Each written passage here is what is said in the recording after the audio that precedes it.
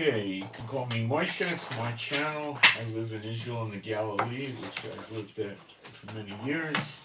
So you're getting the boots on the ground perspective from a believer that lives here. And today we're going to discuss what America's up to. And it's going to be a little bit shocking for some people. For other people, it's going to be nothing new.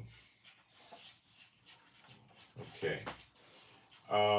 Let me start by going into the chat and the live stream and see what's going on.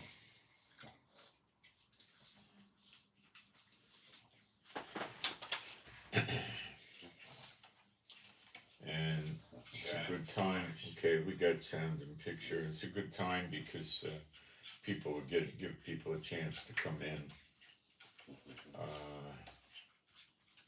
And it won't take very long.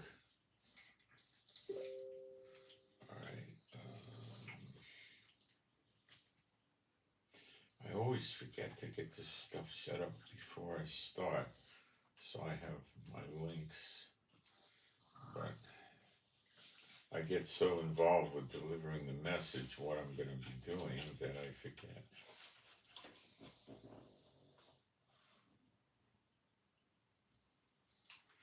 But it doesn't take very long.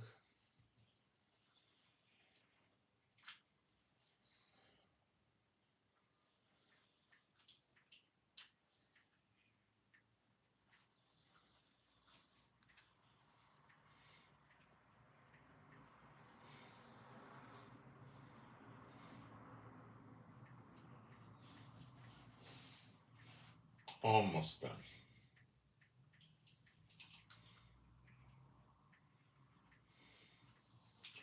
I'm a one-man show, so I don't have a staff.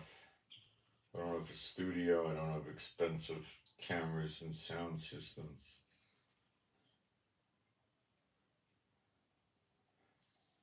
I don't sell things and make merchandise out of God's people. I only work on free will offerings, which is the biblical thing. Don't muzzle the ox when he treadeth the grain. But when you start selling stuff, you break the scriptures, because it says, freely you have received, freely you shall give. So you don't go around saying, gee, God gave me these great revelations on the book of Revelation, and I want to share them with you. It's $24.95 plus $12.95 shipping and handling love gift offering or something. Yeah, it's sick. They make merchandise out of you. Come learn the updates on prophecy. The seats are $69 each. What kind of nonsense is that? They cut the poor out. They don't care about that. These are the shepherds that run away when the flight's in trouble. So let's do our praise first. There is no God like Jehovah. There is no God like Jehovah. There is no God like Jehovah. There is no God like Jehovah. There is no God like Jehovah. There is no God like Jehovah. There is no God like Jehovah. There is no Messiah like Yeshua. There is no Messiah like Yeshua. There is no Messiah like Yeshua. There is no Messiah like Yeshua. There is no Messiah like Yeshua. There's no Messiah like Yeshua. There's no Messiah like Yeshua. Guys, I'm going to take it easy on my eyes and get a pair of sunglasses real quick. That's really going to be fast, because I got to preserve my eyes, because I'm on screen a lot, and I will be today with Nasrallah and everything else. So.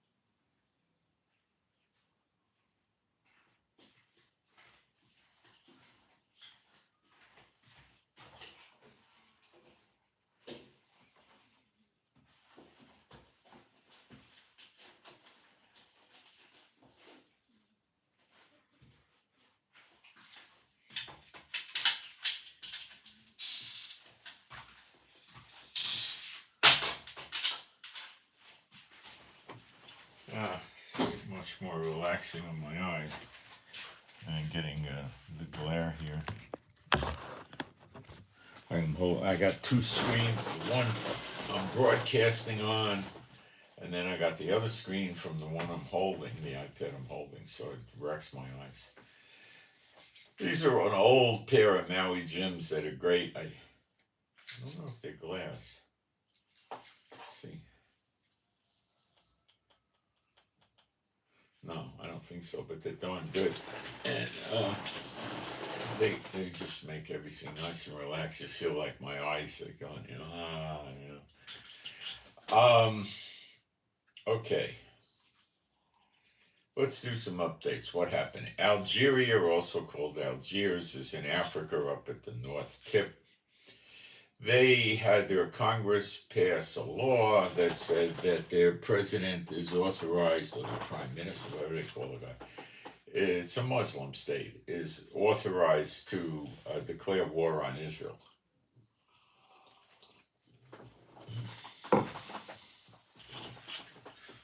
Which means he will, of course. Now, what is significant about this? I'll show you a map.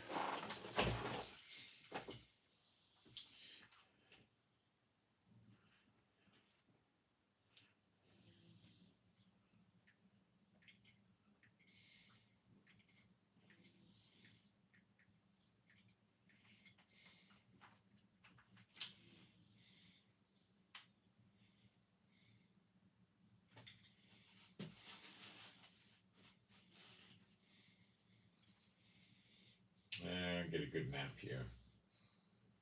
It's an easy thing.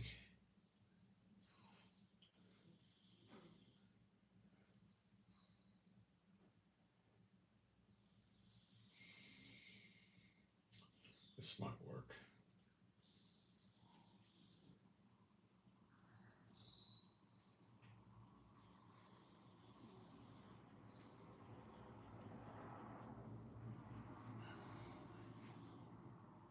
It's not gonna get the job done.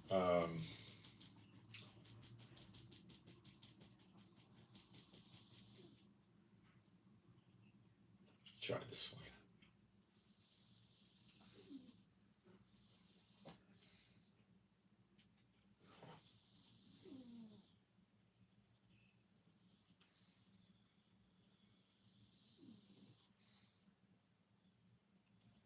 No, it's foreign languages. I'll get one, don't worry. This is it. This is a good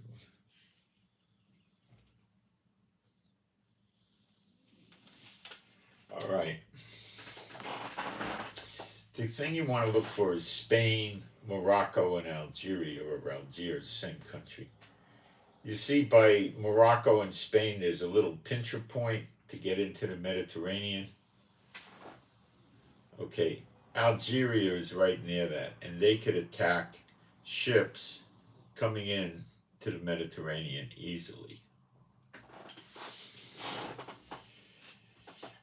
Okay, Morocco and Algeria, I think if Algeria wanted to run over there, they could, but it's still a very narrow opening, and they could attack without a lot of problems.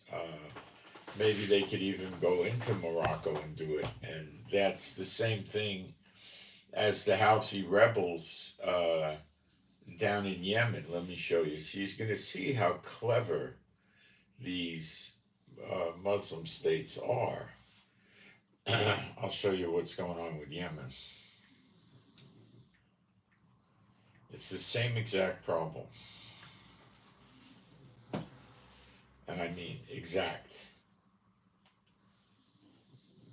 Different body of water, but the same exact problem.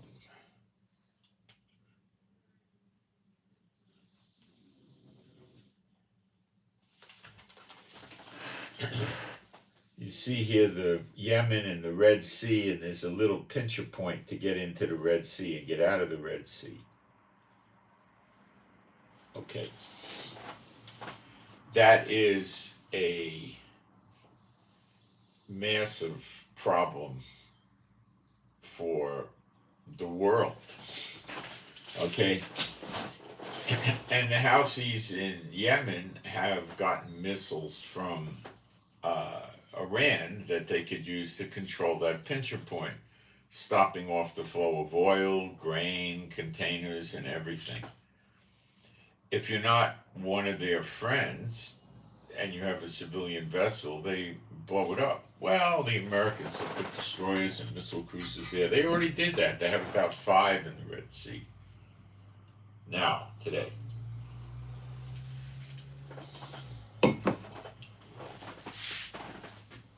One of the big fears that Biden has is that these rumors of Iran and other countries like Russia and China having good anti-ship missiles can be true, but they don't need such great anti-ship missiles because they've got effective enough ones. They just swarm attack, like they send 20 in 3 or 4 minutes, right? And then they send another 20 drones, and they try to overwhelm the defenses of the ship. Now, when you have 5 ships, the other ships will pitch in and shoot their missiles and rockets at it in a collective effort and try to take down the entire threat.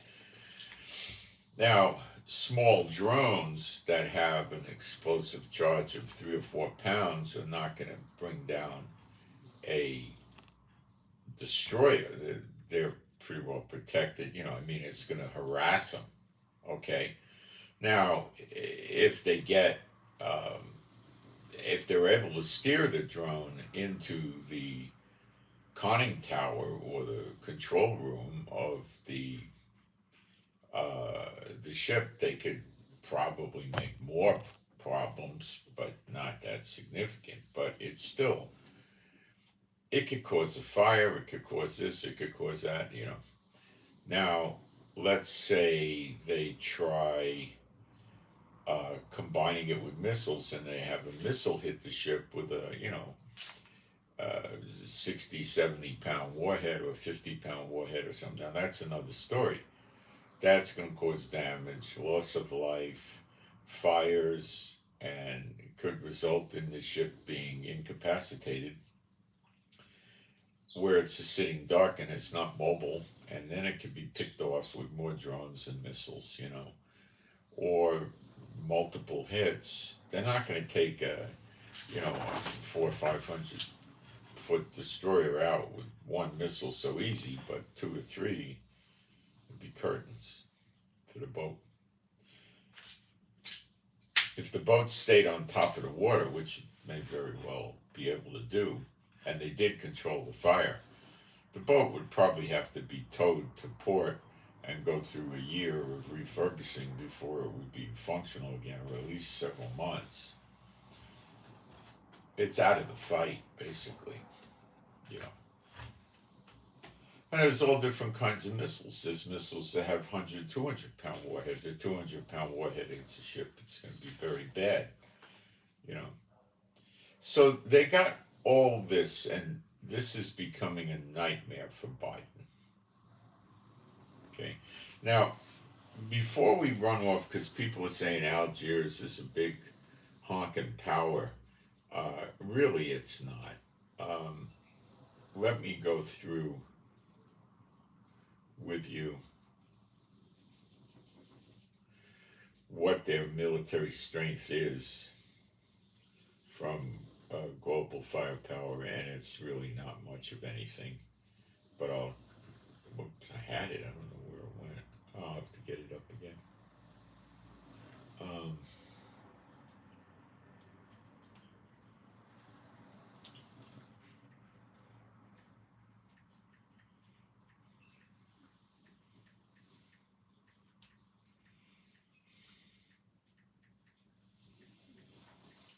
It's rather unimpressive, but we still need to look at it, okay, so you understand. And this is going to be coming from global firepower which is a pretty good source. Their army is a total of about 465,000. But it's only 130,000 active. So the real well-trained, effective soldiers is only 135,000. They have the same 130,000. They have 135,000 reserves, which are usually not crack troops, and then they got 200,000 paramilitary, which I don't know what level of sophistication it is, but it's usually not too good.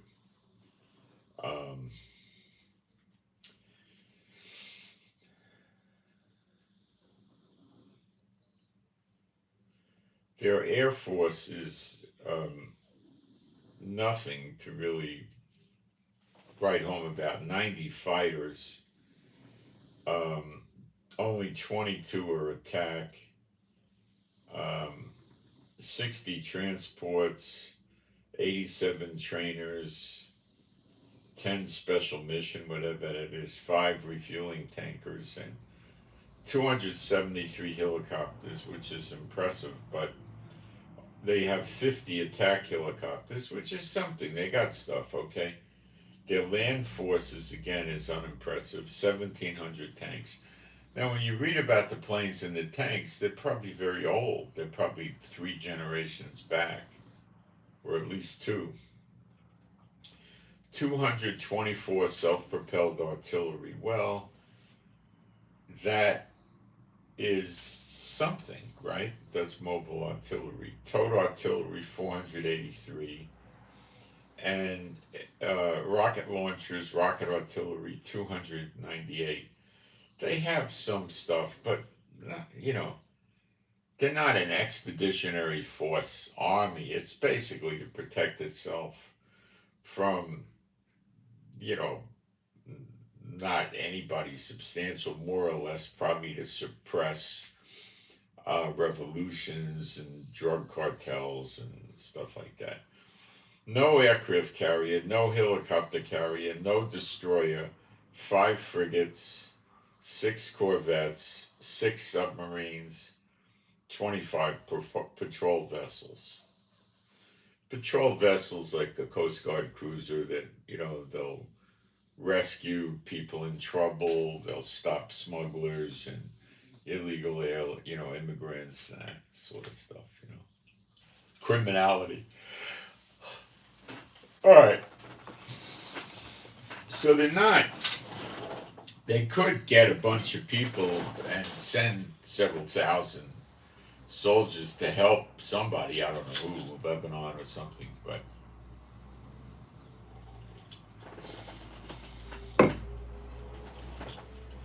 they probably won't do that. I don't think they're close enough to shoot missiles at Israel. Their job is the same as the Houthis. The Houthis are not really here or not really kicked in to attack Eilat. If they attack Eilat or they don't attack Eilat, it's basically going to wind up just being a harassment issue, and it's not going to topple Israel. That's not what they're in the game for. They're in the game for to shut the Red Sea. Okay?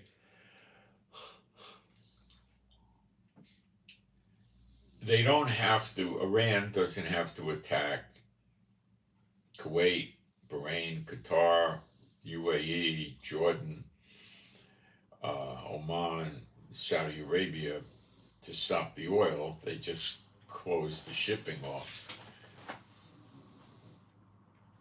Iran will control the harassment of the Persian Gulf.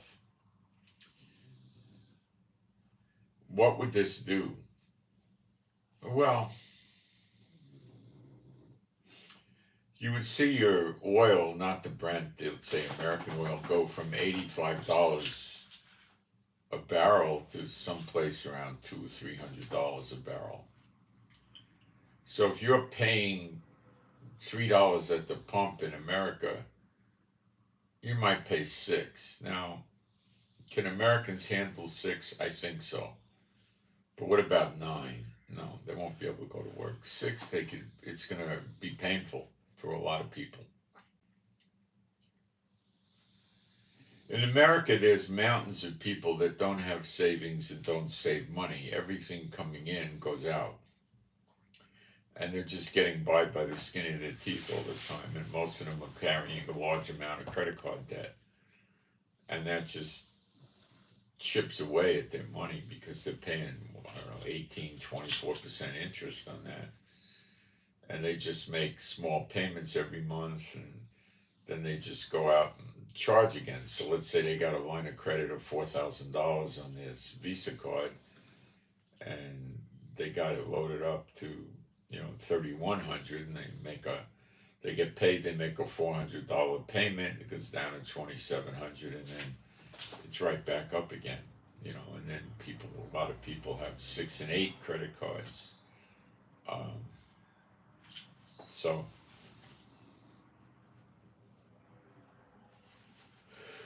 it's a problem. Okay. So them entering into it is very significant in terms of controlling the Red Sea. Russia and China will give them good missiles to do that. Okay? That will give American ships a tremendous amount of problem crossing into the Mediterranean from the Atlantic.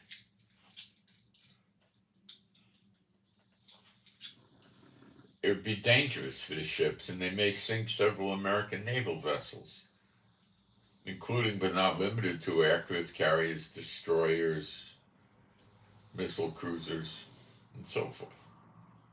Helicopter carriers and all that. Submarines would be unaffected. How would America stop that? Well, it would look like Hamas all over again. Get get some aircraft carriers, put them a few hundred miles away from Algiers, and fly planes in to start bombing all the sites they can to disable the missile launchers. And you know how that goes with Gaza. It'd be the same thing. They probably have them in tunnels, caves, hidden in holes in mountains they dug.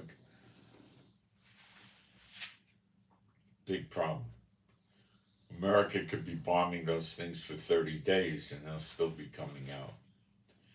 So America could just send some Marines in there. They wouldn't need that many, but it would be, probably 25,000 boots on the ground with air support, planes, helicopters, boats, shooting missiles, tanks. Probably need, 200-300 tanks, armored personnel carriers.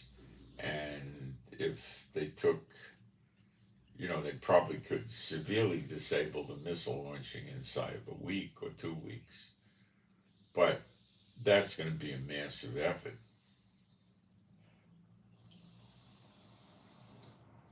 Same with the Houthis.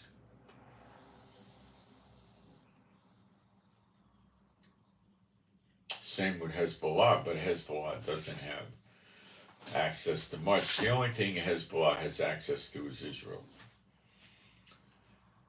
So remember I told you the game plan with China, Russia, North Korea, and Iran is to take out the daughter of Babylon, America. And that's what actually happens. And it's going to happen. We're in month 4 of the year of recompenses. It has to happen. And then the people have to exodus out of there before the end of this year. So you got, maybe you could stretch this and say you got 3 months or something until it happens. But that's probably it. As a guess. My guess. And it might be 2-3 weeks. So America has walked into the snare, and they know it. And for those of you that maybe didn't listen to this, the snare is America's drawn into the Ukraine front by supplying tremendous amounts of weapons, depleting their storages. When you have a war, you want the other side to run out of various weapons. That helps you. Big time. Okay? You ain't going to win a war with bullets. And you need fuel to win a war. You got to fuel your tanks, your planes, your helicopters, your trucks, your buses, Armored personnel carriers, jeeps, generators need fuel. America has fuel. Getting it around the world isn't so easy, but they have fuel.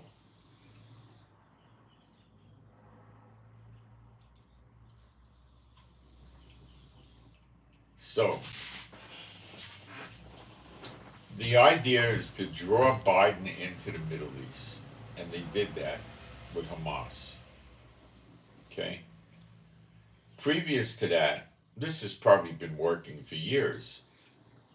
Biden was good enough to leave the door open, and hundreds of thousands of people came in illegally, and they suspect that there's a massive amount of sleeper agents from various Muslim entities, could be Iran, Hezbollah, Hamas, and so forth, and Russian and Chinese agents, which will be much more sophisticated. By that I mean these people have been trained for perhaps 2 or 3 years. Okay? They've been taught spycraft. They have basic military training often, like how to use different weapons, how to blow things up, how to jump out of a plane, how to use various kinds of diving gear, how to use, 8 or 10 different kinds of weapons, or 20 even.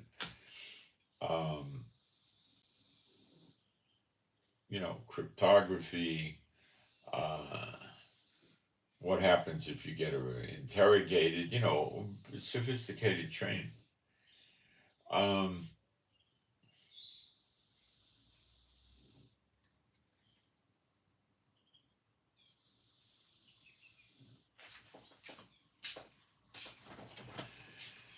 So these people are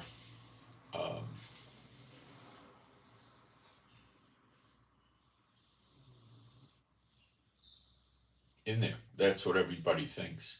And I would say you're talking 6 digits of them. And when they give the go signal to go, they're going to do stuff. And I don't know what they're going to do. I'm expecting fires. Okay? What I don't think they're going to do is just do stupid, brutal terrorism like Hamas. Okay? That isn't going to work in America. Okay, let's say there's 100,000 and they start going to malls, schools, shopping centers, hospitals, rest homes, daycares, attacking bus stops, buses, subways, mass transit in different cities, and they go in there and start shooting people. First of all, people are going to shoot back unless it's a few states that still have crazy gun control. They're gonna get engaged in gunfire with multiple people at the same time, and they're gonna wind up getting shot. They're gonna wind up getting captured, interrogated, and everything else. So it's not gonna work. America's too well armed, but America's very vulnerable otherwise.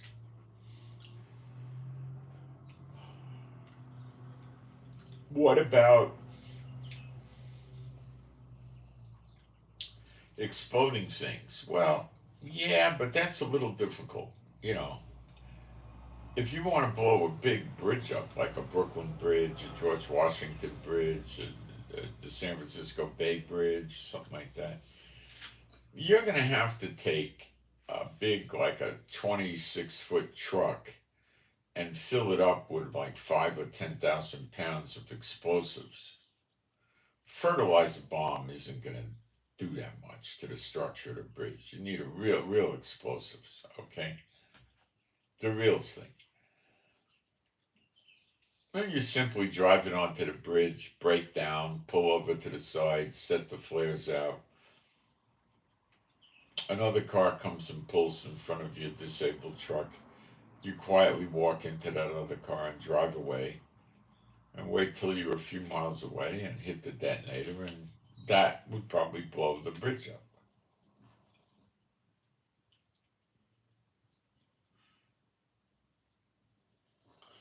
When you blow enough bridges up, you create problems in America, but that's not enough. What are they going to get? 20 bridges? They'll have cops and highway patrol and state troopers all over these places. You know, it's not going to, it's not feasible. Blowing buildings up, so what?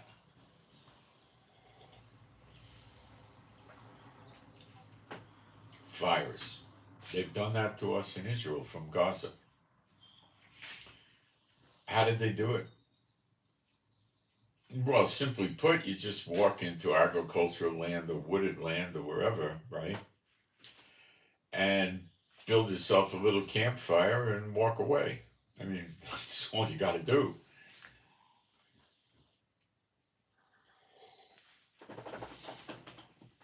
More sophisticated, what they do in what Hamas has done to us for years. You get balloons that float. What do you call them? Helium balloons.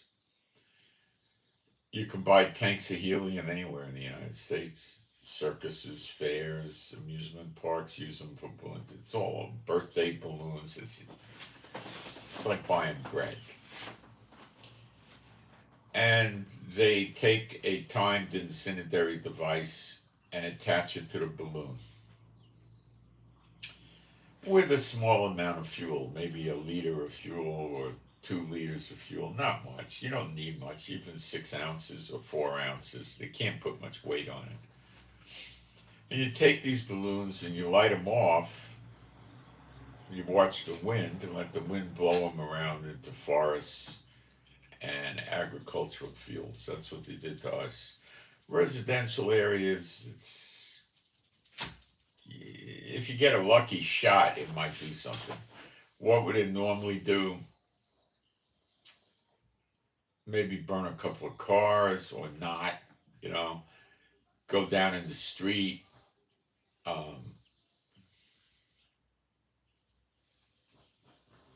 Hit a building, nothing. It's not going to do good in the city. They're not going to burn cities with that. Okay, that's not going to work. All right. If they want to burn cities, which they might do it, they got to run around with Molotov cocktails, which I doubt they're going to do because it's such a low key, limited weapon. What are you going to do with that? I mean, it's burn a few cars. It's silly harassment. It's the thing protesters do, not them.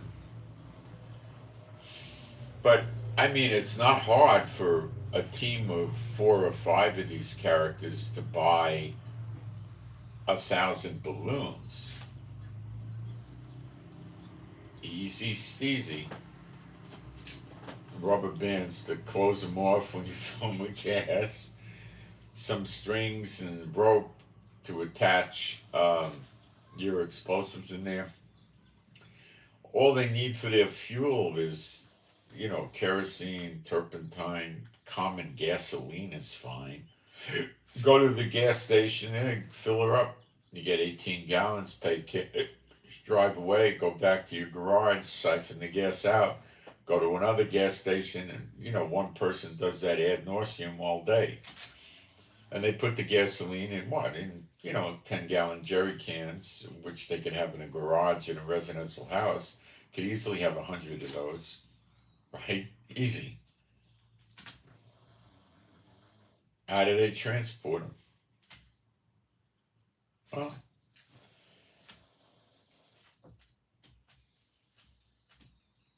there's 2 choices. One is they could fill the balloons in the comfort of their garage with the incendiary fuel. There's a million things they could use for incendiary fuel. Lighter fluid. They got money. You got cans of lighter fluid this big. They could run around and collect, 5,000-10,000 cans of lighter fluid. There's a million things they could do. They could add things into the fuel like magnesium, phosphorus, stuff like that, to make the fire even more ugly. They probably would do that. Magnesium strips, just drop them in with the fuel. Could add probably potassium or other chemicals in there, potassium nitrate, to make it inflame better, right? It's not hard. Then they go ahead and they I don't know, they could get a 26-foot truck, and they could be working in the back and have several tanks of the helium in there, and they go to a rural location where they could access it near a wooded area or agricultural fields or farm animal places, and they just sit there. There's no noise, there's no flash, nothing. They probably could do it in the daytime or at nighttime, and they just light these things, let them float, let the wind take them. You know, you don't need many to start a big fire. 20 or 30, more than enough, probably 5 or 10. They put a fuse on it. You could just simply use a slow fuse like this or like this, and they light it with a cheap butane lighter, release it, and they're not all going to work. Some of them will blow up in the air, some will malfunction, but they could send dozens and dozens and dozens without. One works, you got fires. Imagine they're doing this in 25 states. It says the fires in the Daughter of Babylon are going to burn in about the cities. So now, what I should do is get that scripture for you, right? And I was being motivated to thinking it was China with those blimps that could shoot lasers and make fires, but those things could be shot down. Even some more, well, depending how high up they are. If they're 200, 300, 400 feet up, a pistol shot, it's just a simple 308 rifle or a 348 or some heavy hunting rifle with not a heavy bullet. A high speed, like 3,600 feet per second, like Weatherby stuff like that, magnums, 7mm magnum, You just aim, put the scope on it, try to lead it. That's it. One bullet, it's over. They're not going to put one bullet. They're going to keep shooting the sucker.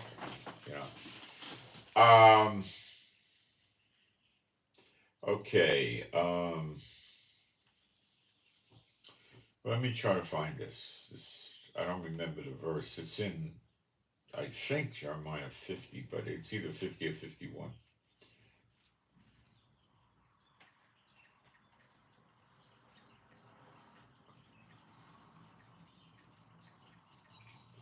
Let's see.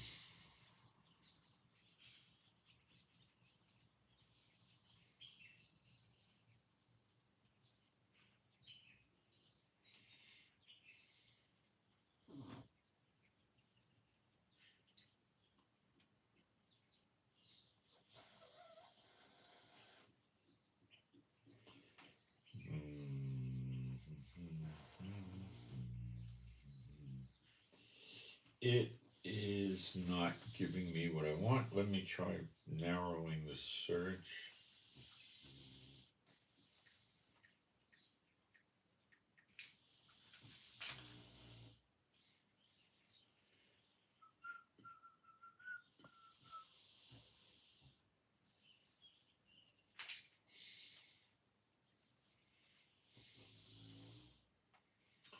Google is a difficult search engine to get Bible look up on at times.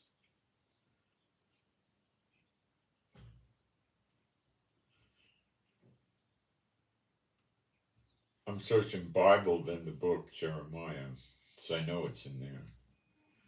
But it's giving me Jeremiah 20. Oh, I think I just got it.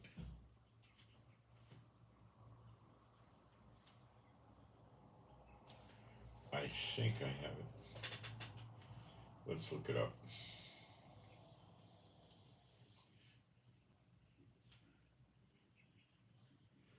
Boom, boom, boom, boom, boom, boom, boom.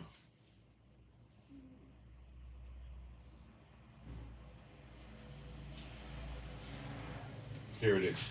Jeremiah 50:32. And the most proud, that's America, shall stumble and fall, and none shall raise him up.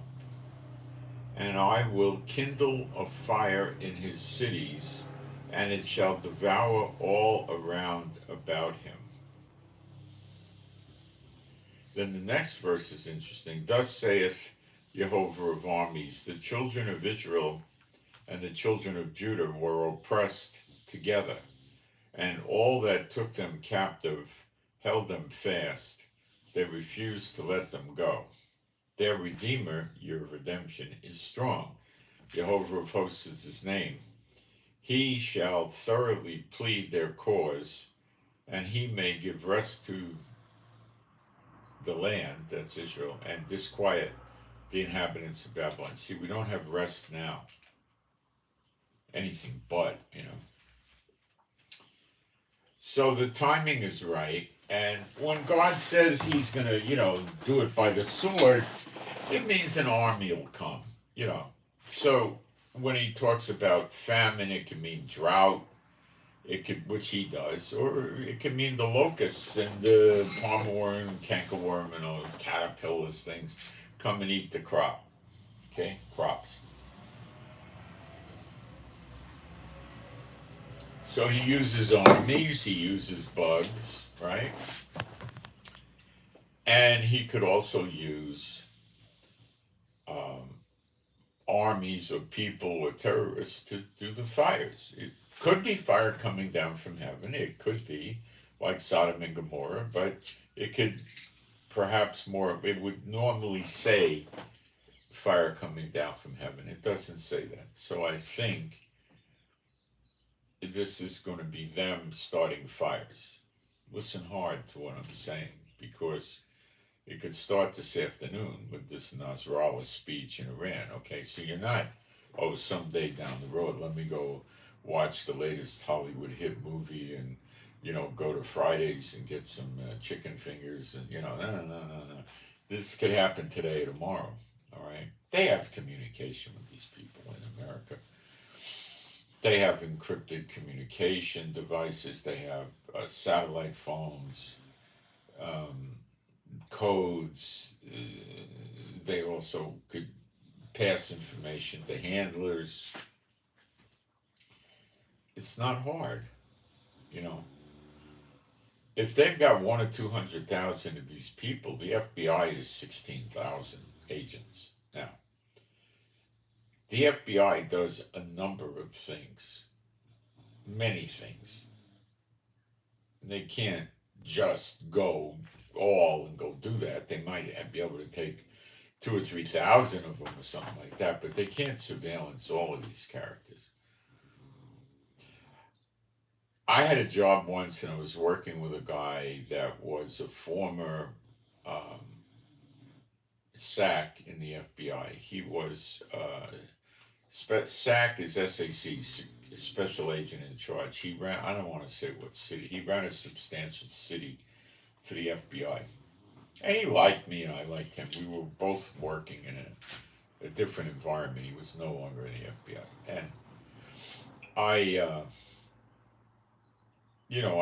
was talking, I used to pick his brains, I used to like listening to things, and, he would say, Jane Fonda was an innocent, she wasn't, back in the 60s, she anti-Vietnam, she didn't know what she was doing, He knew stuff about Malcolm X, and stuff's of no interest today, but he told me stories that they have. He says people would call them up and give them tips.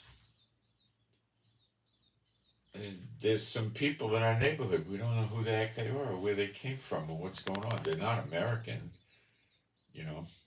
And he said what we would do is we'd sniff around, and if it looked good, we would do a black bag job. Now, a black bag job, when the FBI does it, is very sophisticated. Okay? Or if the CIA does it, or some big federal agency, they're going to put people all around the house or the office building. Black bagging means break in undetected, okay? They're going to put people all around the place.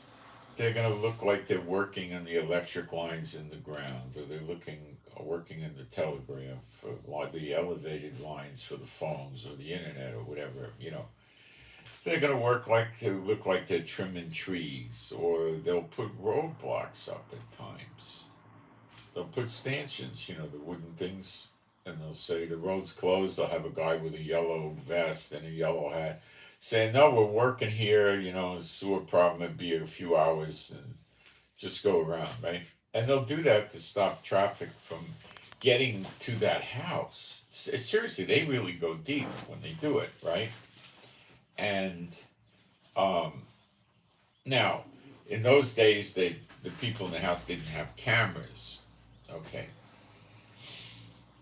And the idea was if anybody was going to come home to the house, they wanted a lot of notice so they could correctly withdraw or exfiltrate out of the house without leaving any signs and evidence. Now, what do they do when they're in the house? Well, it depends on the threat level. If they go in there and they realize, well, these are just some refugees from Romania, and they aren't American, and they learned English, and they're confused, and there's no signs of anything, they're just refugees or immigrants, they would maybe make a point of following up on them in a month and a month after that to make sure that these guys weren't just good enough to fool them, but they pretty much pull away, okay?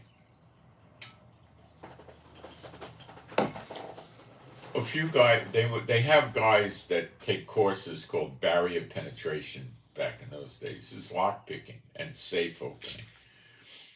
So they would get through the door relatively easily. It would take these guys 3 to 5 minutes. If it was a sophisticated lock, if it was a cheap Slage lock from Walmart, 30 seconds, 15 seconds.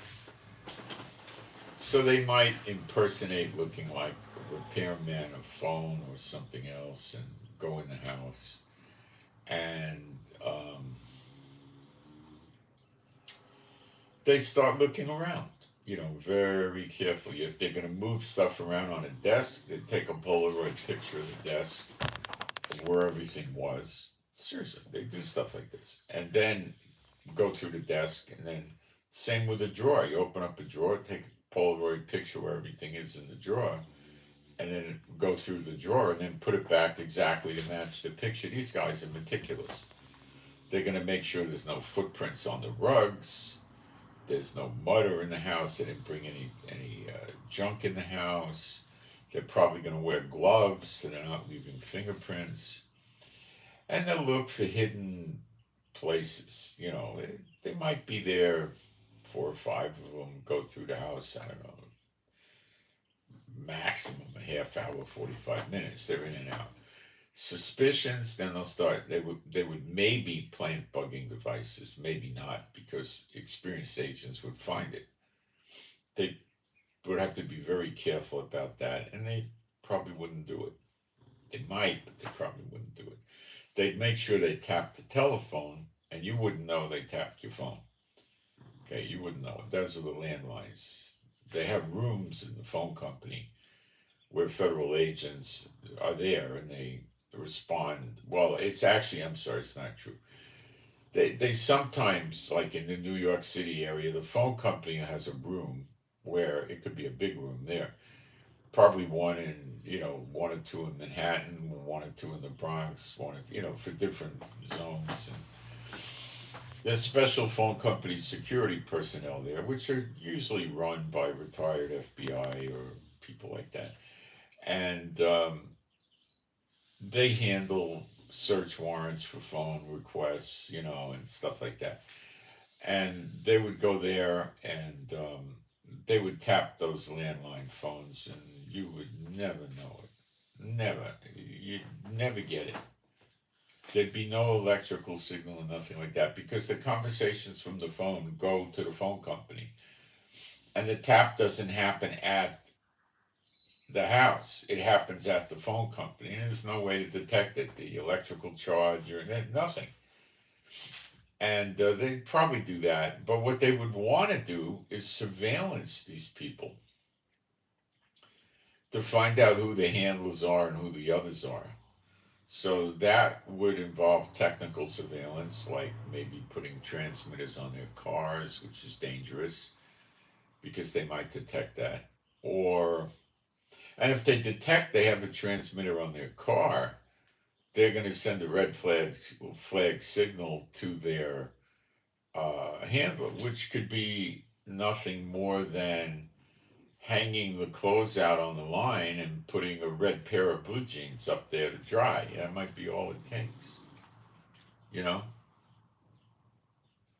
Or parking your car in the driveway and leaving the right side rear passenger window halfway down and make you look like a mistake, you know? And that might mean I'm pinned.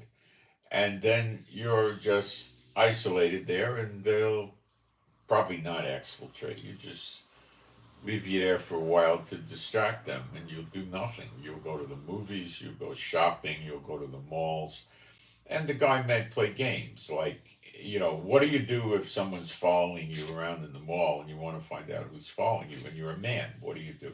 Well, the way they train you is go to the women's bra and girdle department and start handling bras.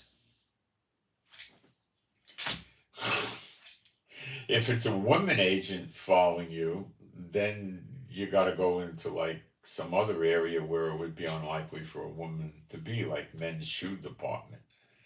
What the heck is she doing in a men's shoe department? Things like that. But these people, I'm oversimplifying it. These people are rather good at this. So they just would have resources watching this person doing nothing, you know. But it would be distracting. Go to Yankee Stadium or a big ballpark, and they're going to have agents all over the place with binoculars far away watching you, looking for you to pass information or meet somebody or give signal. They drive them crazy. They just waste their time and energy.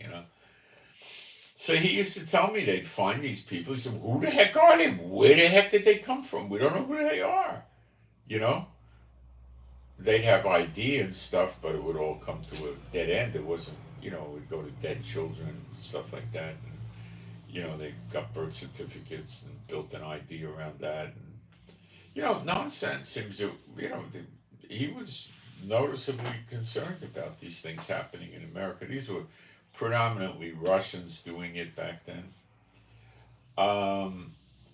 They made a series about it, America something, and it showed you Russian agents in America. They had it run 5 or 6 seasons, and how they were operating back. I think it was the 80s. How maybe the 90s. I think it was the 80s. How they were operating in America. You know, they paired them together in Russia. They well trained them. For years. They trained these people for years. They have villages in Russia that would be set up like an American city or a town. Oh, they may be 2, 3 blocks long. They'd have a movie theater, supermarkets, little grocery stores, gas stations, clothing stores, hardware stores, things that you would schools, things that you would commonly need to be familiar with to blend in America. And they had them live in these places like for 6 months after they already had fluency with English, including getting rid of their accents. Okay?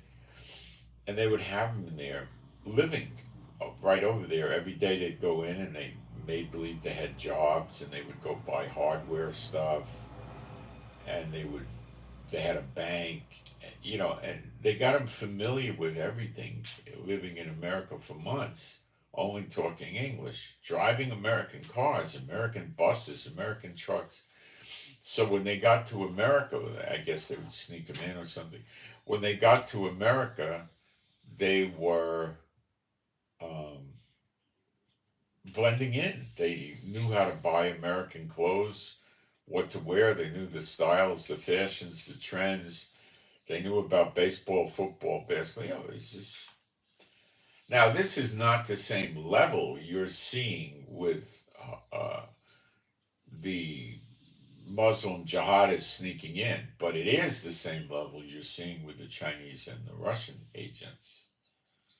This is the level those characters are operating at, and possibly Iranian operatives. Unlikely, but possible. But with the Chinese and the Russians, there's years of training put into these people. They know how to go to a Lowe's or a Home Depot or a Walmart and put together materials to start fires and bombs. They know that. They know how to get guns. Okay? Look, a real simple way to get guns in a high gun state is break into cars. They all keep guns in their cars. I used to. That's a simple way. But they have agents there under good cover to just go around buying guns. Look, there's, you know how many Americans are running up 30 or 40 guns? Mountains of them. Tons of them. And they got gun shows where you could go to gun shows and buy guns, and the transaction doesn't show up in their records. They could have agents that start hanging around the gun ranges and stuff like that. And they trade guns amongst themselves without reporting it.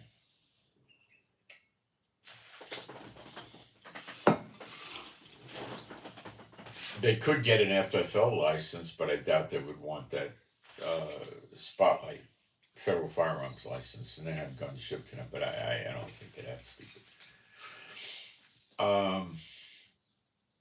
Ammo, you could have ammo shipped to your house on UPS and other carriers so they could buy tens of thousands of rounds of ammo.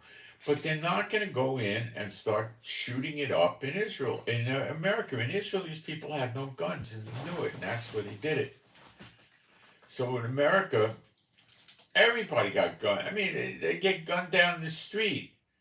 They start going to houses, just shooting through the windows. My gosh, the neighbors are going to go 911 and grab their gun and go out there with flashlights, and they're going to turn around and shoot at the neighbors. And, you know, how many people are going to do this with a 12-gauge shotgun? You don't have to be that precise. They're going to shred these guys. They're going to all get killed. They're not going to be effective. They're not going to accomplish anything. You start a lot of fires. Can you start fires in the cities? Of course they could. They'd have to find targets that are combustible. And they could use Molotov cocktails. These are savages. They don't care. They could start apartments on fires. You know, look, you take modern buildings that are built in the last 30, 40 years, high-rise office buildings with architectural glass and metal and stuff like that, and the floors are concrete. I don't know how you're going to get a good fire going in those. I mean, you're going to burn the contents, but the sprinkler systems are going to go on, and I'm not so sure that makes any sense. The real target is the forests and the agricultural land, but it says fires in and about the cities, so wait, what is the exact wording?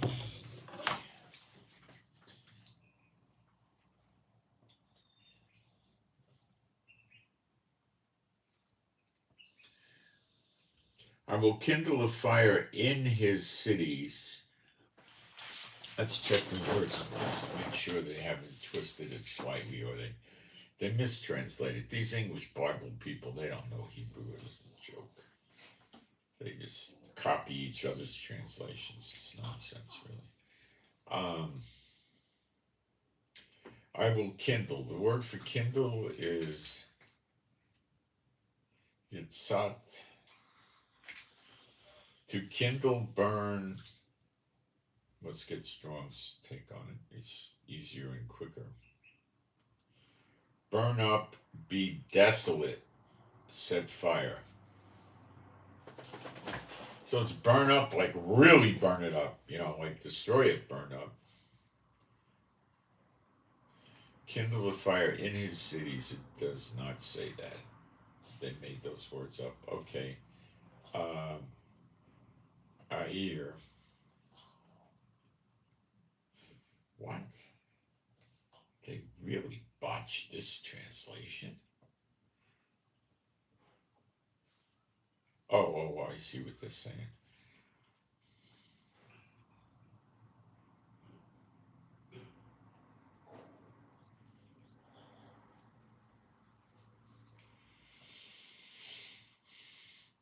Yeah, cities is a decent, but it doesn't say in his. So what it's saying is, and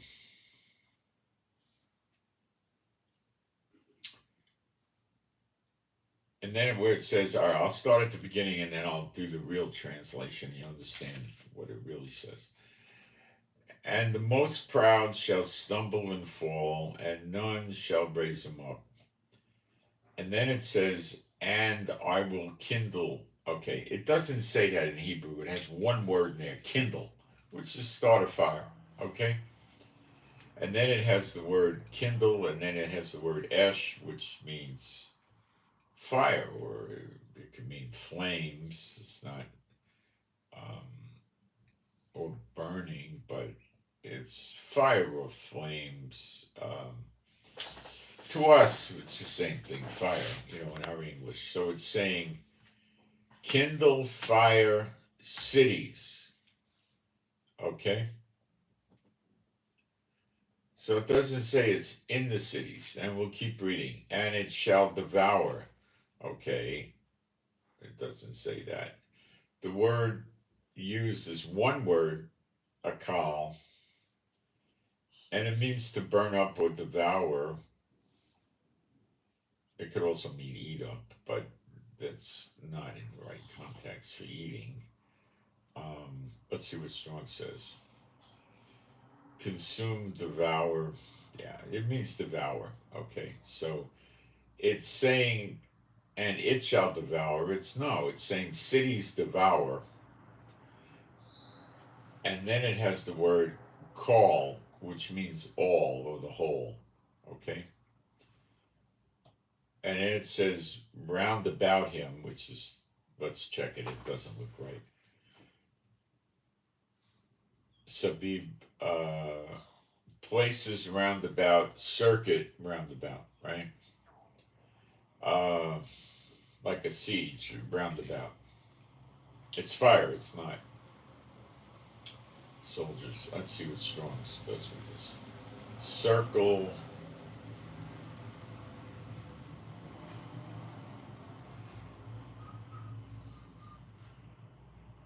Compass on every side. Yeah, roundabout or compass on every side.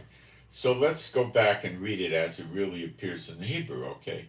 And this translation is not really that bad, but they add so many words it can throw you off a little bit.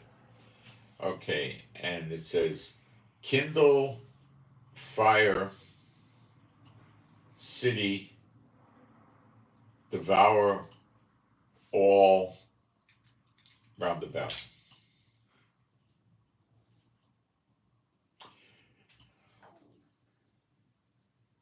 So it sounds like to me the fires will spread to the cities, and we've seen that with the forest fires, which we don't know what they were caused from, whether they were caused from vandalism or what do you call them, firebugs, arsonists, or they just happen. But they use arson as a tactic against us in Israel. And sometimes these fire balloons burn thousands of acres. Just one balloon can do that if it's dry. Okay? That's all it takes. This would be you see, they're not, got to get this down.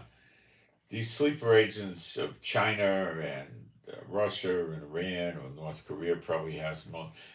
And various Muslim terrorist organizations, their goal is coordinated, and it's not to create fear and terror in America to get something out of her. It's destruction. Okay? They want to get rid of America so they can move on their world domination. All right? Remember, it says they shall burn her and eat her flesh. Well, here comes the burning.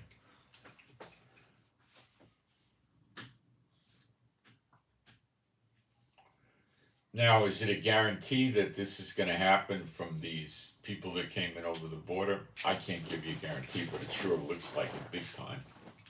And I think that's what I've been shown. Okay, it looks like it big time, and it's soon.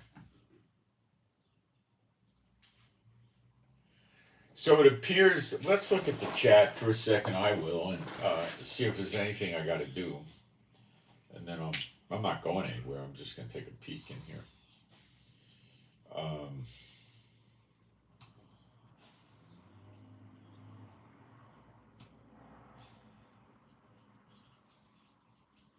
Okay, I'm okay.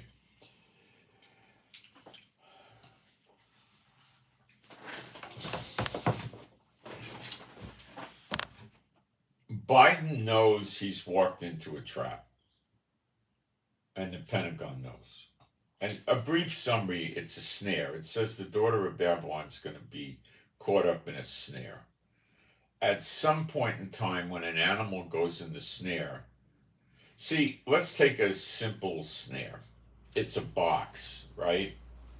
And it's propped up by a stick or something like that. Okay, so let's take a cardboard box or a heavy wood box. It's propped up on a stick.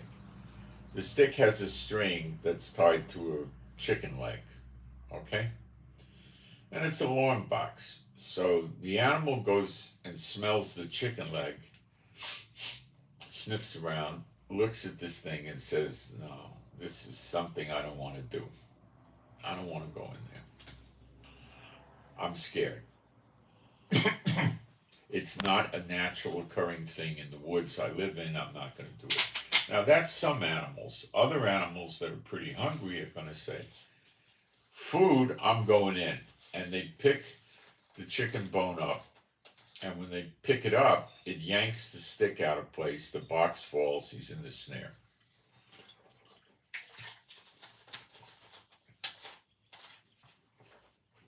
Okay?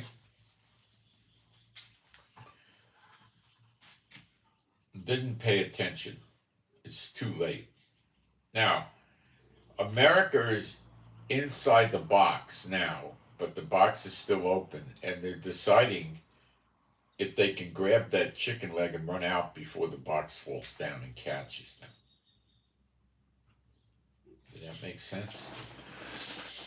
They're debating if they can beat the snare. They don't know if they can beat it yet, but they see the snare, and I'll explain that to you in a minute. Let me get you a scripture, though.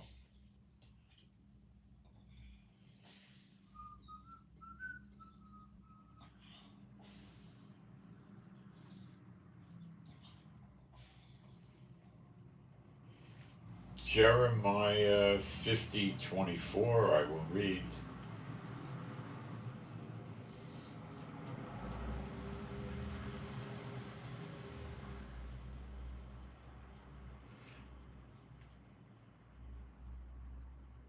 The more you read Jeremiah 50 and 51 and Isaiah 47, the more you're going to learn about this.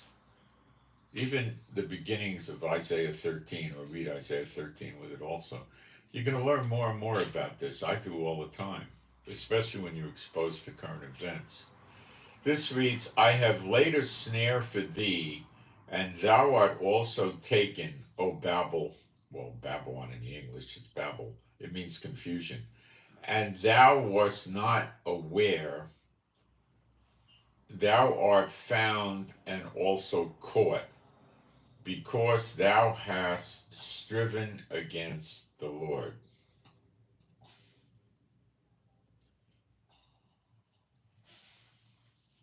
Okay? The Lord hath opened his armory and hath brought forth the weapons of his indignation, of his anger. For this is the work of Adonai Jehovah of armies in the land of the Chaldeans. All right, so we'll look at this more carefully. I have laid a snare. What is that word? 3369. It's Yakesh. Yakosh or Yakesh. It's not a common word. It's lure, entice, snare, lay a snare, set a trap. Let's see how Strong's treats the word.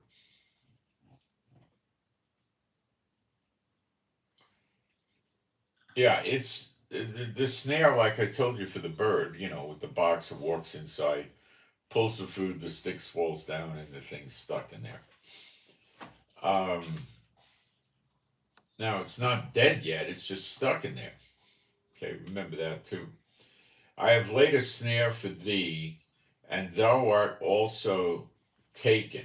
Let's see why it says also like that. Gam, yeah, it's kind of an also meaning word. Taken. What does taken mean? Taked. Captured. Captured. Whoa. That's a little bit of a different light on it.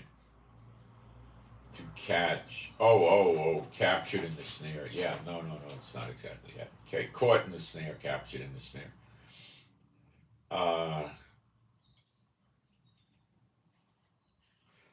Thou wast not aware. Your day to know. Yeah, okay. Did somebody ask you a question? Say, Nivo, you're done. I don't know. So it means to know, knowledge, something like that. All right, so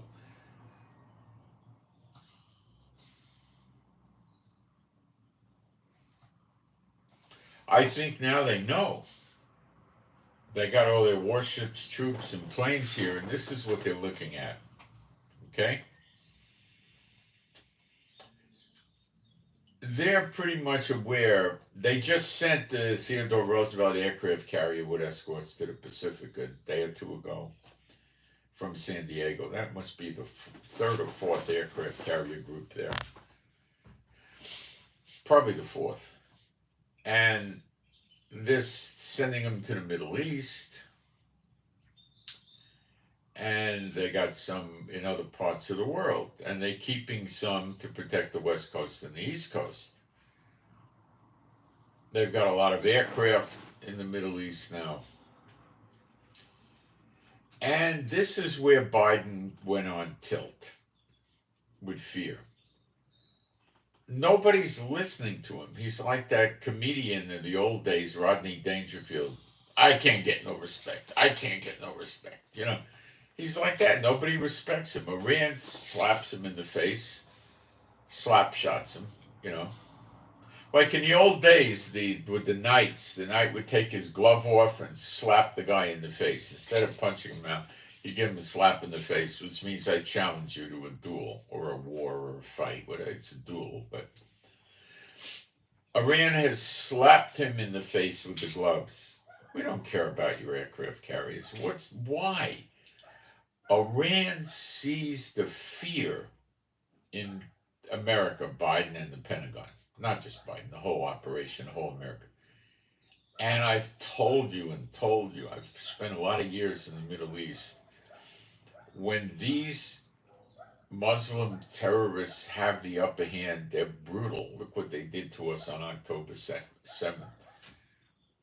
When you show fear, they come harder at you. They don't back off. The mindset, the logic, the way they think is not like a European or American or a South American or a Caribbean person or anything like that. They back off. They don't back off. They come at you harder. They look for a weak target, like the lion hunting. He doesn't want to go find the fastest running wildebeest in the great shape. He wants to find an old one or a baby. It's an easy kill. He's not looking for exercise. He's looking to fill his belly. And then after they gorge themselves with food, they sleep for 15, 24 hours, That's what they like. That's their, ideal way to live.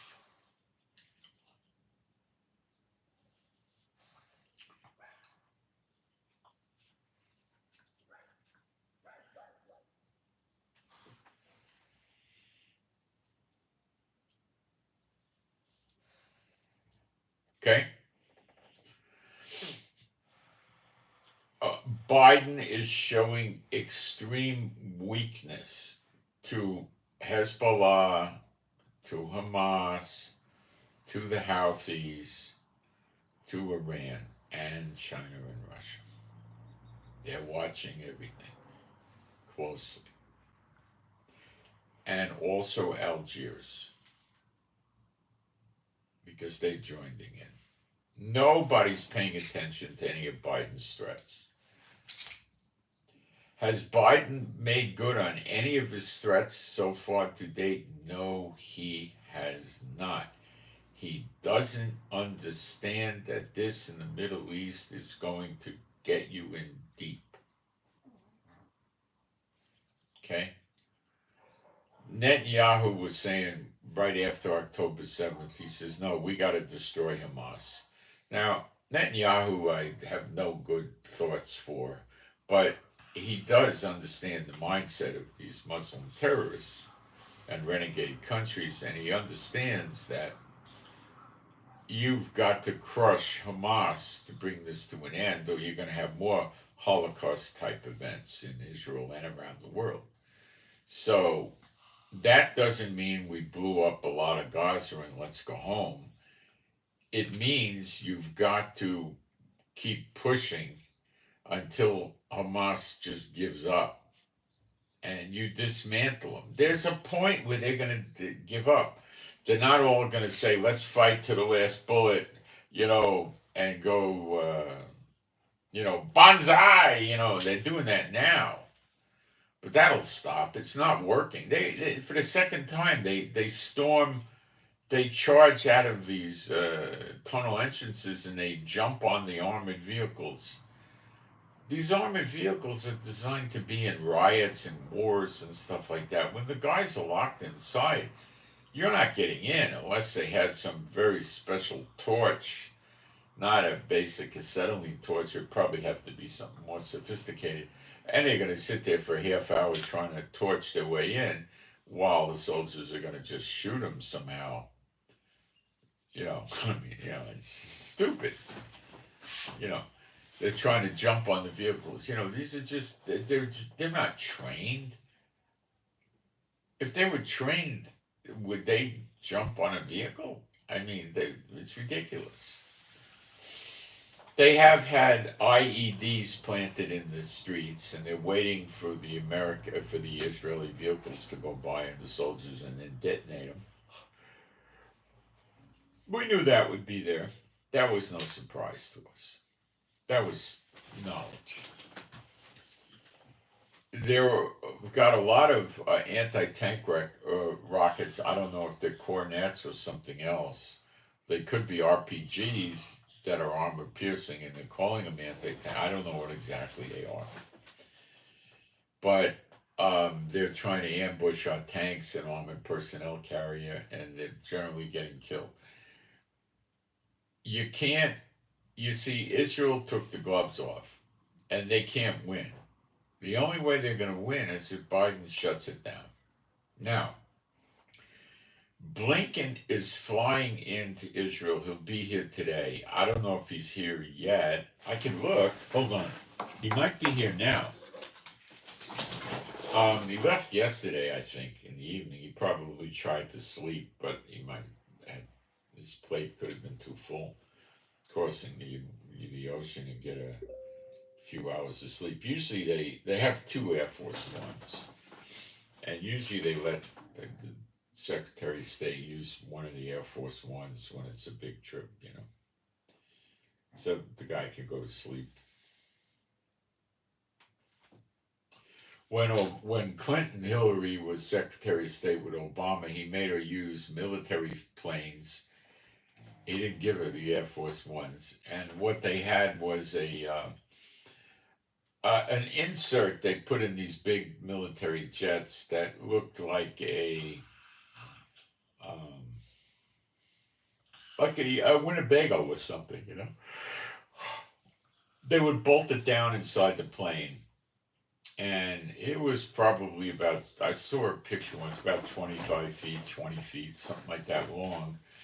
Probably 7 or 8 feet high and probably 8 feet wide or something like that, And in there it had, a meeting room. It probably had a bathroom with a shower. It probably had a a refrigerator and a sink and a place to heat food up, and it might have had a little area to lay down and go to sleep in. So Hillary would travel inside that. It's not the same as Air Force One, but you would be, pretty comfortable inside the thing. It was elaborate, Um,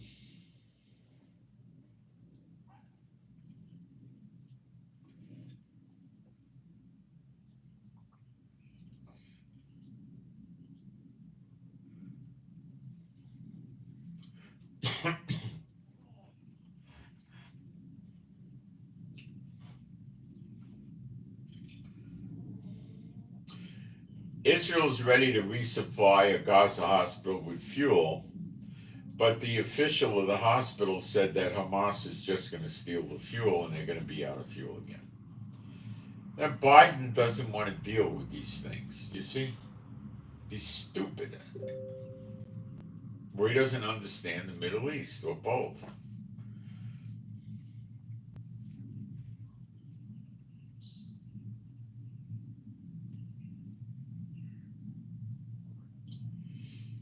Hamas forces tried to surround and ambush a group of Israeli soldiers inside Gaza. A big battle ensued in which dozens of terrorists were killed. Not one Israeli soldier fell. See, they're not well trained. They might take them to the range and say, you know, this is an AK-47. This is the barrel. The bullet comes out from there. Here's the front sight. Here's the rear sight. This is the trigger. This is the safety. This is the clip release. This is the clip. It holds 30 bullets. This is the butt. This is this. Okay, now, and shoot some shooting skills, 2, 3, 4 days on the range, and hey, now you're a killer. Yeah.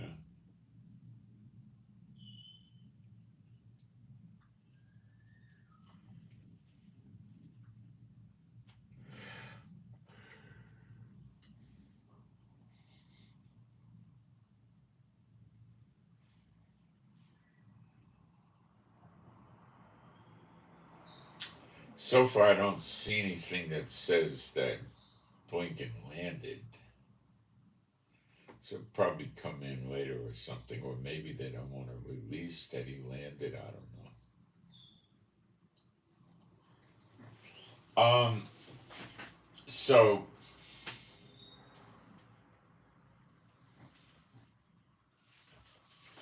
what he wants to do is he wants to have Israel do a ceasefire or a series of small ceasefires to get the hostages back. Okay, wait a minute. I haven't heard anything about Hamas saying we'll give hostages back in return for a ceasefire. So if this does exist, it means Netanyahu's not telling us. Or Biden his administration negotiated this deal with Hamas, which is more likely. And Blinken is coming down here to shove it down Netanyahu's throat. Now, Biden knows what I'm going to say, and the Pentagon knows.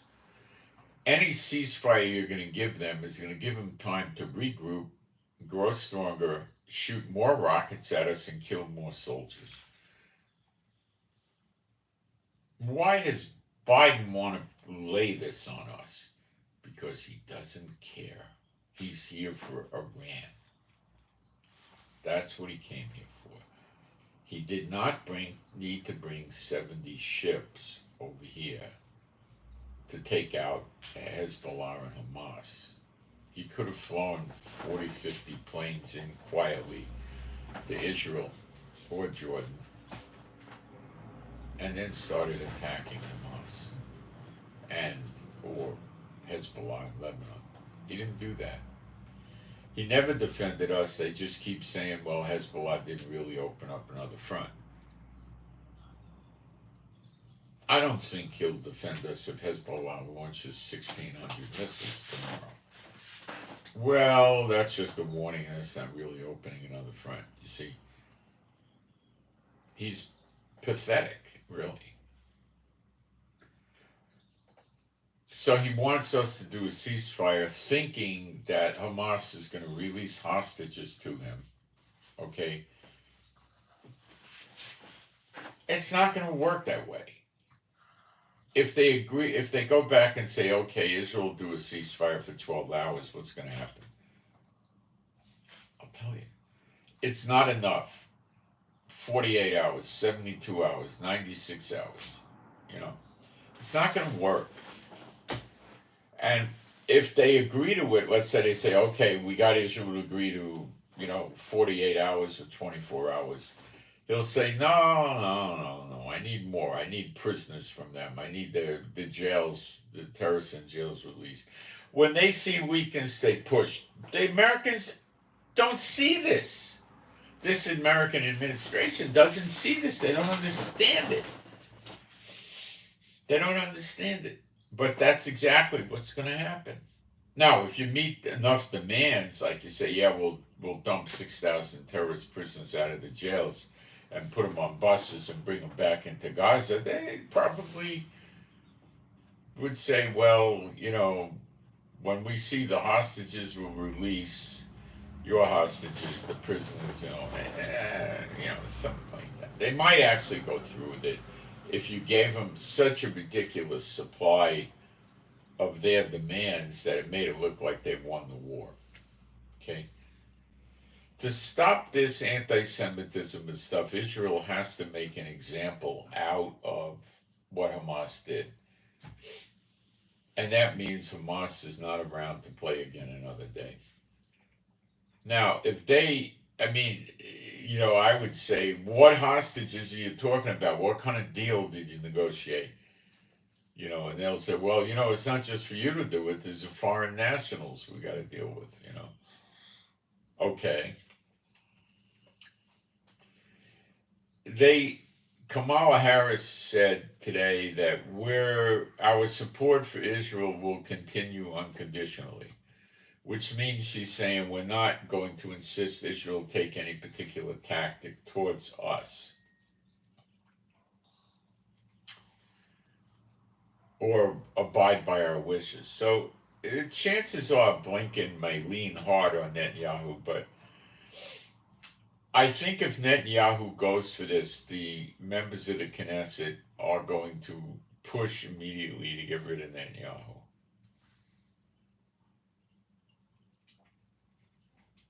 Now, look, stopping fire for 4 hours or 6 or even 8 hours for them to get wounded for medical treatment or stuff like that, or get civilians out, hey. But that could happen in a few hours. You don't need days of that,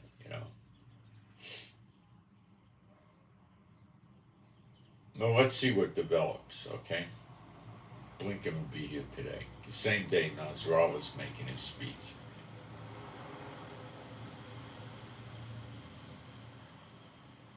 Nasrallah is the head of Hezbollah. He's not afraid of Biden. He's in full defiance of Biden's threats, as is the Houthis, as is Hamas, as is Iran.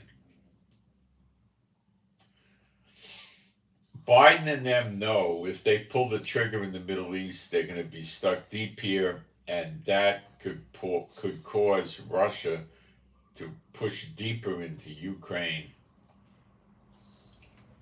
and attack NATO countries. And China will attack Taiwan and Japan, North Korea, South Korea. And this is the golden moment they've been waiting for America to be stretched out so thin she can't deal with it. Now, America's probably going to run away. It says that in the scriptures. And the jerks may leave all those weapons they brought into Jordan because they were going to leave in a hurry. I'll find that scripture for you. Jeremiah 50:44.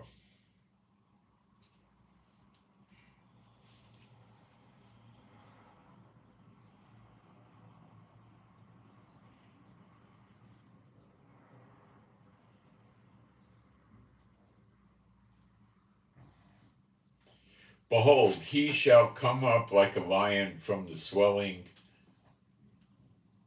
of Jordan unto the habitation of the strong. That's Israel. That's where the Jordan River comes into Israel, which is right near me, where it hits the Sea of Galilee area, or I don't know. It could mean other places too. The Jordan goes up high up north.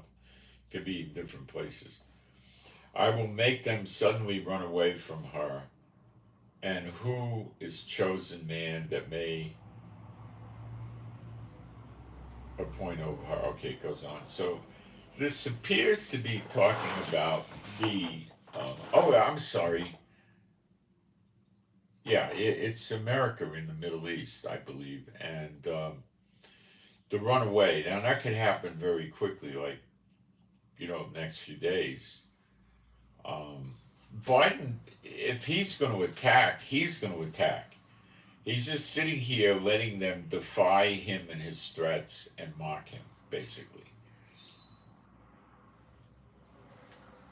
And the only way that he's ever going to get their respect is to fulfill his threats.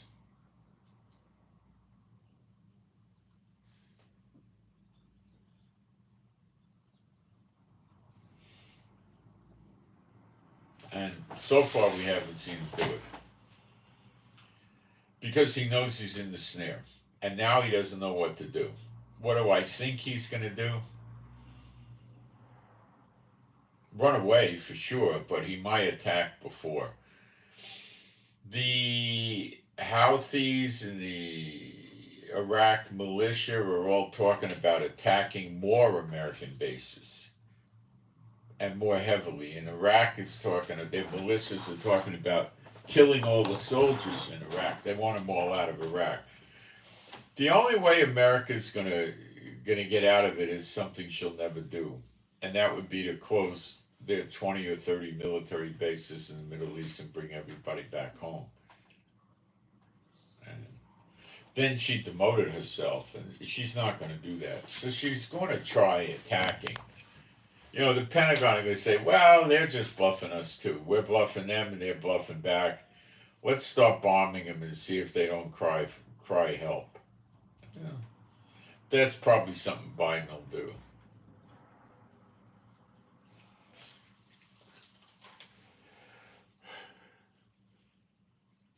Then he'll realize he's still back in the trick bag because they're not leaving. They're continuing in the face of his bombing. They're still continuing. So we're at the stage where America knows they walked into a snare and they don't know what to do about it. And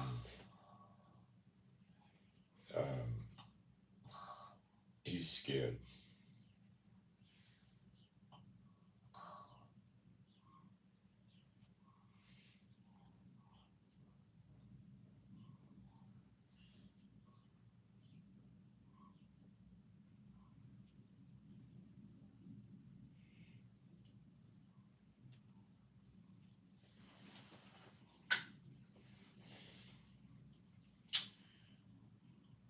So I will be updating during the day with Nasrallah's speech.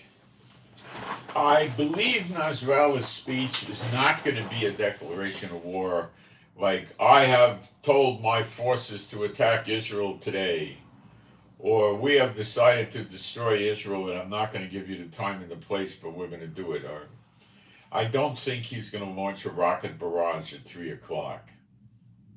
Okay? I think he's going to say that this problem with America and Israel is persisting, and if they don't stop their aggression, we're going to be attacking all the American bases and keep attacking Israel from multi fronts. Algeria's joined in the war. More and more people are waking up to,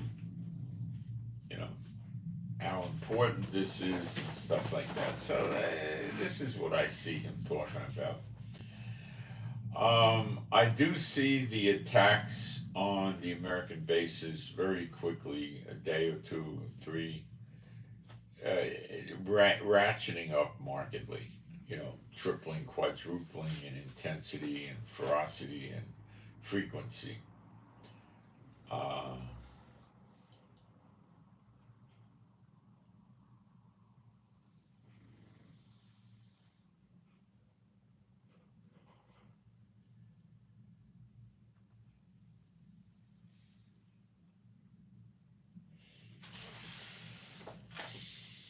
What else can I tell you? That's about it right now. So make sure you're subscribed and click the notification bell, because stuff could start popping and I'll come on here with unexpected live streams during the day and night. Okay? And if you want more complete, in-depth coverage with videos and pictures, and follow me on Telegram. I put new information up on Telegram at least 100, if not 200 times a day, I would say, as a guess. The way you do that is download the app Telegram Messenger. It's free. Install it. Send me an email.